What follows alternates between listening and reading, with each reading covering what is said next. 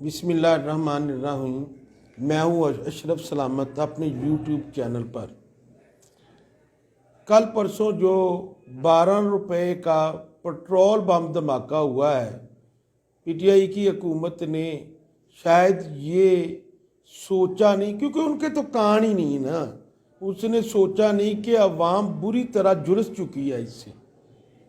Container पे बैठकर आटा, चीनी, पेट्रोल की कीमतों में इजाफा न करने की यकीन दहानी कराने वाले मेरे मोहतरम वज़ीर आज़म पाकिस्तान साहब, क्या आपको लोगों के मसाइल का इल्म भी है कि नहीं? क्या आपको ये इल्म है कि गरीब का चूल्हा कैसे जल रहा होगा? आपके मुल्क की इकॉनमी से अवाम को कोई गर्ज नहीं, आपकी इंटरनेशनल पॉलिसी से अवाम को इल्म नहीं। आपने किस वज़ीर को नंबर 1 पर सर्टिफिकेट दिया है, अवाम को इससे कोई गर्ज नहीं।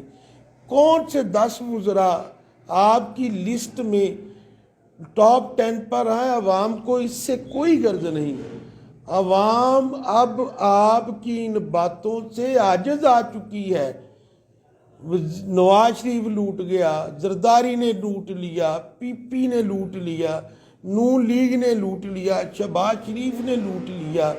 इसके अलावा आपने अवाम के लिए, उन लोगों के लिए जिनका ताल्लुक गरीब क्लास से है, जिनका ताल्लुक मिडिल क्लास से है, उनके लिए क्या किया? जो क्लास आपके इर्द गिर्द घूम रही है ना, उनको कोई फ़र्क नहीं पड़ता चाहे अशिया में 500% इजाफा हो जाए। जिन लोगों ने वोट दिया ना, अब वो कानों को हाथ लगा रहे हैं। अब वो ये जिन लोगों को आप चोर कह रहे हैं ना, वो उन लोगों को याद कर रहे हैं। ये बात ज़बाने ज़द आम है वज़ीर आज़म साहिब कि शायद आप बहरे हो चुके हैं। ज़बाने ज़द आम है कि हमने पीटीआई को वोट देकर बहुत बड़ी गलती की, क्योंकि अगर आपके पास कोई विजन है तो अगर आप ये लोगों को कहते हैं कि उसके अच्छे नताइज 20 साल बाद निकलेंगे या 10 साल बाद निकलेंगे, तो उस वक्त तो अवाम ख़त्म हो चुकी होगी।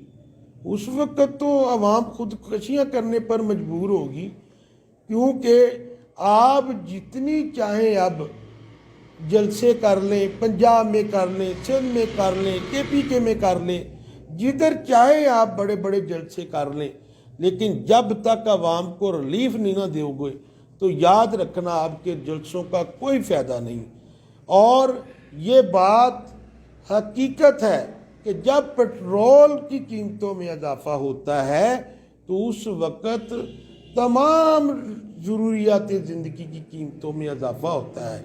और जब भी पेट्रोल की कीमत में इजाफा होगा, तमाम अशिया की कीमतें बढ़ जाएंगी। एक तो आपकी वज़ीर आला की एडमिनिस्ट्रेशन बहुत कमज़ोर है, दूसरा आपकी टीम सिवाय 1-2 के इंतहाई नालायक है, चौथा आपके पास वो एक शहबाज गिल है जो अपनी टीवी टॉक शोज़ में आता है और आपको गुडविल की खबर देता है, और आपके लिए वो रात को आपको सहाने ख्वाब दिलाता है कि आइंदा जनरल इलेक्शन में हमारी सीटें पहले से दुगनी हो जाएंगी। क्योंकि शायद आपके जहन में ये बात हो कि 90 लाख जो ओवरसीज़ पाकिस्तानी हैं उनके वोट हमारे बक्स में आएंगे और हम पहले से ज़्यादा सीटें लेकर 2/3 अक्सरियत से हम हुकूमत में दोबारा आ जाएंगे। आपकी हुकूमत की मिसाल मैं अक्सर ये दिया करता हूँ कि एक धोबी की बीवी थी जिसका नाम था मट्टो। मलका-ए सल्तनत ने पूछा कि आज मट्टो तुम इतनी खुश क्यों हो?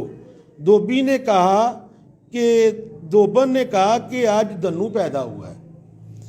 मलका ने इसको मिठाई पेश करते हुआ कहा माशाल्लाह, धन्नू की पैदाइश की खुशी में मिठाई खाओ। इतने में बादशाह भी कमरे में दाखिल हो गया। मलका को खुश देखकर पूछा, आज तुम इतनी खुश क्यों हो? मलका ने कहा, सुल्तान ये ले मिठाई खाएं, आज धन्नू पैदा हुआ है, इसलिए खुशी के मौका पर खुश होना चाहिए। बादशाह को बीवी से बड़ी मोहब्बत थी, बादशाह को बीवी से बहुत मोहब्बत थी।